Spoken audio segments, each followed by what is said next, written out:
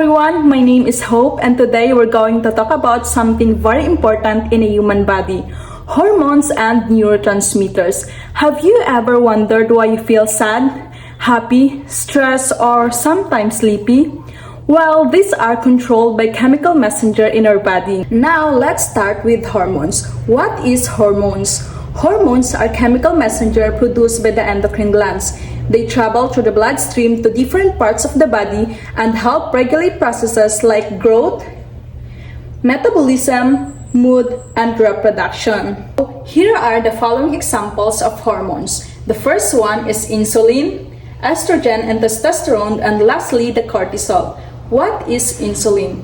Insulin controls the level of sugars or glucose in your blood. And how it works? After you eat, your blood sugar increases and insulin helps move glucose from the blood into the cells, where it is used for energy.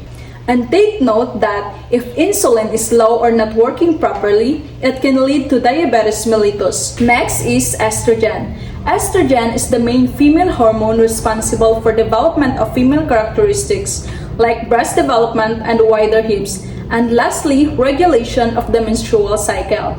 It produced mainly in the ovaries and it also affects mood and bone health. And next is the testosterone. Testosterone is the main male hormone responsible for development of male characteristics like deeper voice and facial hair, muscle growth and strength. So where it comes from? It is produced mainly in the testes. And note that female also have small amounts of testosterone. And lastly, the cortisol, or known as the stress hormones. What is cortisol? It helps your body respond to stress by increasing blood sugar, controlling inflammation, and helping with metabolism. For example, when you are nervous before an exam and your cortisol level increases.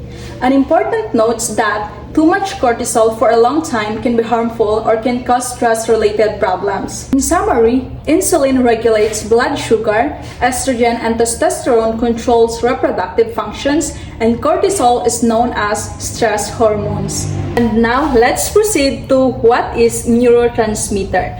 Neurotransmitters are also chemical messengers but they work in the nervous system. They transmit signals between nerve cells or neurons. The first example is dopamine. Dopamine is known as the feel-good neurotransmitter.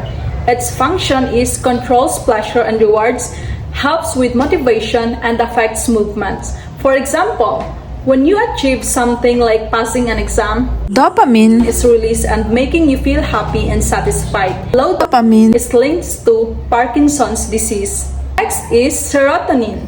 Serotonin helps regulate mood, sleep, and appetite. Example of this, if serotonin levels are normal, you feel calm and emotionally stable. Low serotonin is associated with depression. And lastly, acetylcholine. It is important for muscle movement, memory, and learning. Example of this is when you move your hand or write notes, acetylcholine helps send signals from your brain to your muscles. Low levels are linked to Alzheimer's disease. Now, let's talk about the difference between hormones and neurotransmitter. Hormones travel through the bloodstream, while neurotransmitter travel across synapses between neurons. Hormones act slowly and neurotransmitter acts quickly. Hormones have long-lasting effects and neurotransmitter have short-term effects. The question is, why are they important? Both hormones and neurotransmitter are essential because they help maintain homeostasis or balance in the body. They control emotions, heart rate, digestion, and sleep. If there is an imbalance, it can lead to conditions like depression, anxiety, and diabetes. Conclusion: hormones and neurotransmitter are both chemical messenger, but they differ in how fast they act and how they travel in the body. Understanding them help us better understand how our body works and how to stay healthy.